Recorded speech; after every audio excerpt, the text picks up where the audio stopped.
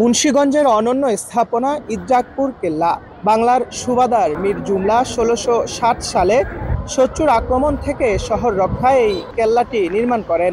দেশের প্রধান নদীগুলোতে মগ ও হারমাত জলদস্যুদের দমনে এই কেল্লা ইতিহাসে অনন্য ভূমিকা রাখে।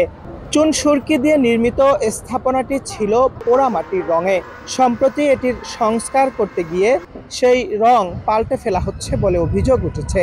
এতে স্থাপত্যটির মৌলিকত্ব নষ্ট হচ্ছে বলে আপত্তি জানিয়েছেন ইতিহাসবিদ ও সংস্কৃতি কর্মীরা। এই রংটা কিন্তু আমাদের মূল যে রংটা ছিল দুর্গের রং, যেটা এঁটেল মাটির কালার, সেই কালারটা কিন্তু নাই, অন্য একটা গোলাপি কালার দেওয়া হয়েছে। গোলাপি কালারটা কেন দেওয়া হয়েছে এটা অর্থ বুঝি না। আমার মনে হয় বিশেষজ্ঞদের দিয়া এটা রক্ষণাবেক্ষণের যে অরিজিনাল রংটা এটা যাচাই বাছাই করে আমাদের কেল্লার যে অরিজিনাল রংটা ছিল সেই রংটা দেওয়ার জন্য আমি আহ্বান জানাচ্ছি। অনেকদিন ধরে যে রংটি দেখে এসছি, বর্তমানে যে রংটি আছে তার পুরোটাই বিপরীত এবং এটার সঙ্গে কোনোভাবেই যায় না। তাতে কি বোঝা যায় যে ইতিহাসটাকে কি আমরা মুছে ফেলতে চাইছি? তো আমি মনে করি সংস্কার হোক, তবে এর কৃত্রিমতা যেন না হারায়, স্বকীয়তার জন্য বজায় থাকে। টাকার আমলের থেকে এটা পয়দা হয়েছে শুনছি, তো আমাদের এটাও খুব সুন্দর, কিন্তু এই সৌন্দর্যটা যেমন থাকে। বিকৃত রং দিয়ে আমাদের যে ইতিহাসকে মুছে ফেলার যে প্রয়াস, তা আমরা এই জিনিসটা আসলে আমরা মেনে নিতে পারছি না। তো আমরা আসলে যারা কর্তৃপক্ষ আছেন, আমরা তাদের কাছে উদাত্ত আহ্বান জানাচ্ছি যে কোনোভাবে কেল্লার মৌলিকতা নষ্ট করা যাবে না।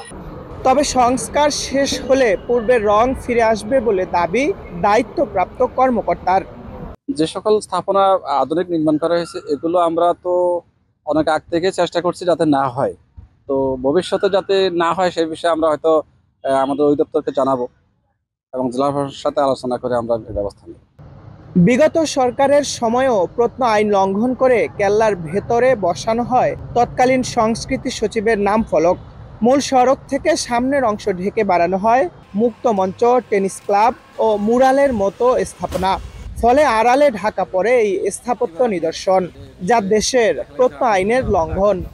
আপনারা সংস্কার করেন, আমরা সংস্কারের পক্ষে, কিন্তু যাতে তার মৌলিক কালারটা এবং মৌলিক যে বিষয়টা থাকে এটা যেন ধরে থাকে। পূর্বের স্মৃতিগুলো তো তাহলে বিলুপ্ত হয়ে যাবে।